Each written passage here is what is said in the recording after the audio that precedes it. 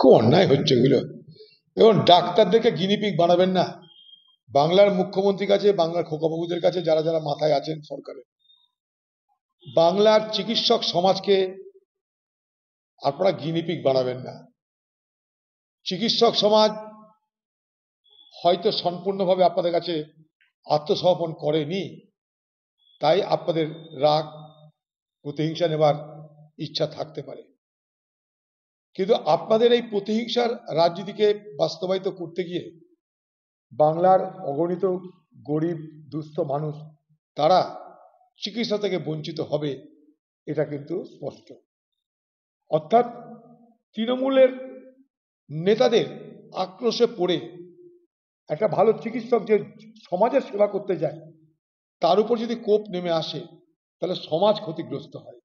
তৃণমূল নেতাদের প্রতিশোধ নেওয়ার বিনিময়ে হয়তো আত্মতৃপ্তি লাভ হতে পারে, কিন্তু আখেরে বাংলার যারা সাধারণ দুস্থ গরিব যারা মানুষ, যারা চিকিৎসা পাওয়ার জন্য উন্মুখ হয়ে থাকে, তারা কিন্তু বঞ্চিত হবে। আমি এই ঘটনার তীব্র প্রতিবাদ করছি। জেলখানা থেকে বেরিয়ে এসে কিছু করেনি, এটাই ভাগ্যি। পশ্চিমবঙ্গে এই ঘটনাও আছে, ভারতবর্ষে এই ঘটনা আছে। জেলখানা থেকে ছেড়ে দেওয়ার ব্যবস্থা হয়, তার বদলা নেওয়ার জন্য আবার ঢুকিয়ে নেওয়া হয়। আপনাদেরকে বলি, আমাকে দেখছেন সামনে অধীর চৌধুরী বসে আছে। এই অধীর চৌধুরীকে মারানোর জন্য জেলখানার মধ্যে বসে থাকা অবস্থায় আসামিকে প্রপোজাল দিচ্ছে কে? এই জেলার অনেক দিনের পুরনো এক এসপি, আমি নাম করছি না, যে সুপারি নিয়েছিল, তখনও তৃণমূলে সে যায়নি, সুপারি নিয়েছিল অধীর চৌধুরীকে মারাবো। তাই জেলখানার ভেতরে বসে থাকা আসামিকে প্রতিনিয়ত পরামর্শ প্ররোচিত এবং জেলখানায় ইন্টারভিউর নামে, জিজ্ঞাসাবাদের নামে গিয়ে তাদের উপরে চাপ সৃষ্টি করা হয়েছিল, জেলখানা থেকে বার করে দেবো, মেরে আবার ঢুকিয়ে নেবো জেলে। জেনে রাখুন আপনারা। অর্থাৎ এই বাংলায় এটা কিন্তু অবাক করার মতো কোনো ঘটনা নয় যে যারা আজকে জেলের মধ্যে বসে হুমকি দিচ্ছে, তারা জেল থেকে বেরিয়ে খুন করে আবার জেলে ঢুকে যাবে না, এটা কিন্তু অবাস্তব নয়, অকল্পনীয় নয়। মাথায় রাখবেন বাংলার মানুষ, অধীর চৌধুরী কখনো কাউকে মিথ্যা কথা, বিভ্রান্ত করার কোনো কথা বলে না রাজনীতিতে, আজও বলছি না। আমাকে মারার চেষ্টা হয়েছিল,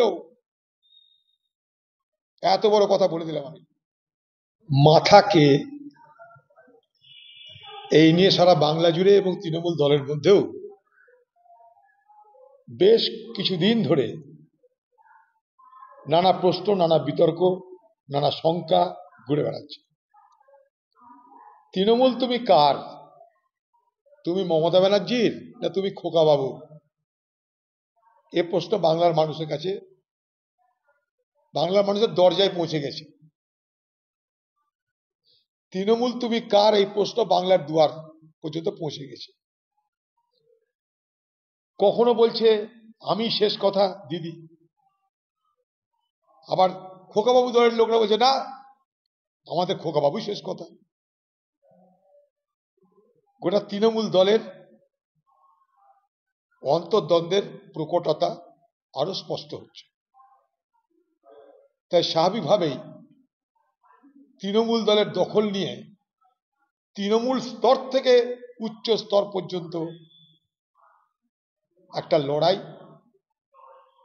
ক্রমশ স্পষ্ট হচ্ছে, প্রকাশ পাচ্ছে। এটা খুব স্বাভাবিক। কেউ বলছে, কেউ বলছে না, আবার বলার পর ধামাচাপাও পড়ে যাচ্ছে। মাঝে মাঝে বীরপুঙ্গবদের দেখা যায় তৃণমূলের বিরুদ্ধে কথা বলতে, আবার কিছুদিন পরে আবার ব্যাপারটা সাটবাট হয়ে যায়, মানে ম্যানেজ হয়ে যায়।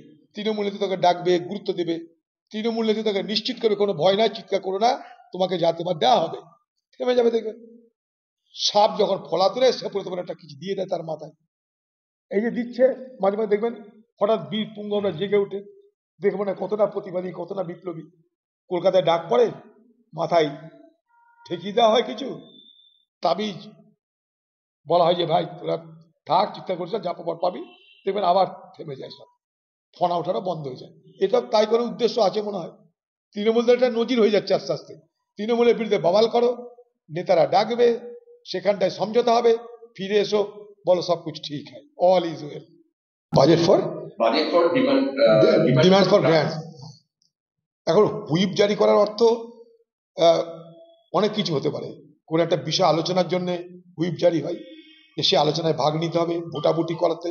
সাধারণত কি হয়, ভোটাভুটিতে হুইপটা জারি হয় আমাদের, যেখানে ভোটের প্রশ্ন থাকে সেখানটা বেশি করে হুইপটা জারি হয়। আজকে তো শেষ দিন, যেটাকে গিলোটিন করা বলে আর কি। হ্যাঁ, আমাদের ওখানটা একটা টার্ম আছে। এত সময়ের মধ্যে, এই স্বল্প সময়ের মধ্যে সব বিষয় তো আলোচনা করা যায় না, তাই ওটাকে বলা হয় গিলোটিন করে দেওয়া হয়। অর্থাৎ এতগুলো আলোচনা হলো, বাকিগুলোকে আমরা আর আলোচনা করব না, এগুলো বাজেটের মধ্যে ঢুকিয়ে দেওয়া হলো। সেইখানে একটা ভোটাভুটি হয়, সেই জন্য বলেছি। কারণ কংগ্রেস চাই আরো অনেক বেশি আলোচনা চাই, অনেক বেশি বিষয় কংগ্রেস আলোচনা চেয়েছিল।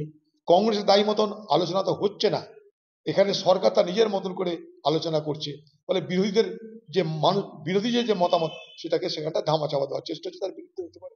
এটা আমার কাছে খুব মানে দৃষ্টিকটু লাগছে, কোনো মানেই হয় না। এটা একটা ক্ষমতার অপব্যবহার বলে আমি মনে করি।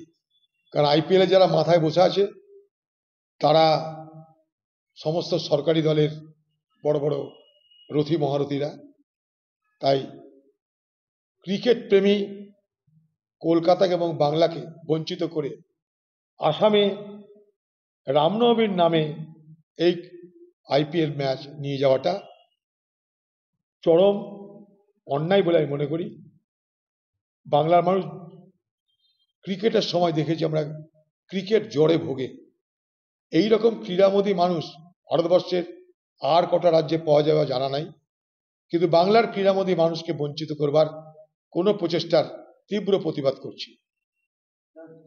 দেখুন, এগুলো কোনো কথা না, এগুলো বেকার কথাবার্তা। আমরা যারা ধর্ম নিরপেক্ষ রাজনীতি করি বাংলায়, আমি কংগ্রেস করি, বামেরাও ধর্ম নিরপেক্ষ রাজনীতি করে বলে আমি বিশ্বাস করি, তাদের বিরুদ্ধে এই সমস্ত অবাঞ্ছিত অহেতুক কোনো অভিযোগ কোনো রাজনৈতিক দলের পক্ষ থেকে আনাটা আমার কাছে অবাক লাগে। এগুলো ঘোষিত নীতি, আমাদের কংগ্রেসের নীতি, বামেদের নীতি, ঘোষিত নীতি। আমরা যাই করি তাই করি, এটা কেউ বলতে পারি না যে পশ্চিমবঙ্গের বামেরা ধর্মনিরপেক্ষ রাজনীতি করে না, এ কথা কেউ বলতে পারে না। স্বাভাবিকভাবেই এগুলো বলা মানে কি, অন্যান্য পার্টি যে সমস্ত হিন্দু ভোট আছে সেগুলোকে নিজের পক্ষে আনার চেষ্টা করা, আর কিছুই না। এটা কোর্টের ব্যাপার, বিচারের ব্যাপার। চুরি হয়েছে আমরা সবাই জানি, দুর্নীতি হয়েছে সবাই জানি, কিভাবে হয়েছে, এই দুর্নীতির সঙ্গে আর কারা জড়িত, সেসব বিষয়ে আমাদের কাছে সবকিছুই আছে, কিন্তু কোনো প্রামাণ্য দলিল আমরা তো দেখাতে পারি না। সেটা দেখাতে পারে তদন্তকারী সংস্থা, আর সেটা ব্যাপারে সিদ্ধান্ত নিতে পারে কোর্ট। তাই দুজনের মধ্যে এটা ফয়সলা হবে। কিন্তু আমরা চাই যে বঞ্চিত যে সমস্ত শিক্ষক কুল, তাদের যেন প্রতি যথাযোগ্য বিচার হয়, তারা যেন না প্রতারিত হয়, তারা যেন না ঠকে যায়। সবকিছু রেকর্ড না, এই অন্যায় এগুলো। হ্যাঁ, কি বলছে? বিজেপি বিধায়ক বঙ্কিম ঘোষ বলেন যে বারুইপুর কাণ্ডের প্রতিবাদে বিজেপি কালকে ওয়াকআউট করে। বঙ্কিম ঘোষ বলে, আমরা বয়কট করে বেরিয়ে এলাম, এটা আমাদের ভুল হয়েছে বলে আমি মনে করি। হতে পারে, তাদের প্রত্যেকটা যারা জনপ্রতিনিধি তাদের নিজস্ব মতামত থাকে, বলতে পারে। কারণ বিধানসভার মধ্যে তারা হয়তো কিছু বলতে চেয়েছিল। এখন এগুলো পার্টি সিদ্ধান্ত নেয়, সাধারণত কিছু বয়কট করাটা পার্টি সিদ্ধান্ত নেয়। তাহলে পার্টির সিদ্ধান্ত নেওয়ার পর যদি এই কথা বলে, তাহলে পার্টির সিদ্ধান্ত মানে না, এটা বলতে হবে। চুরিটা হচ্ছে তৃণমূল পার্টির ধর্ম, আপনি কি করবেন? ওদের আদর্শের মধ্যে পড়ে চুরি করা। যেমন কংগ্রেস একটা আইডিওলজি আছে, দেশকে স্বাধীন করা, দেশকে অগ্রসর করা, দেশের সব মানুষকে সঙ্গে নিয়ে চলা, দেশের সংবিধানকে রক্ষা করা। এক একটা পার্টি একটা আইডিওলজি থাকে। তৃণমূল বিজেপি পার্টি একটা আইডিওলজি কি, যে ভারতবর্ষকে হিন্দু রাষ্ট্রে রূপান্তরিত করা, একটা আইডিওলজি।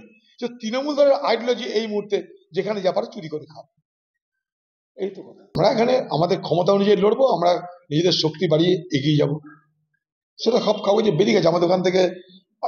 আলোচনার পর যে আমাদের জেনারেল সেক্রেটারি বেঙ্গলের দায়িত্বে আছে, সে সব বলে দিচ্ছে সেখানকার প্রেসকে ডেকে। ফলে এটা আমার কাছে নতুন করে জানার কোনো প্রয়োজন আছে বলে মনে করি না, অলরেডি ঘোষিত।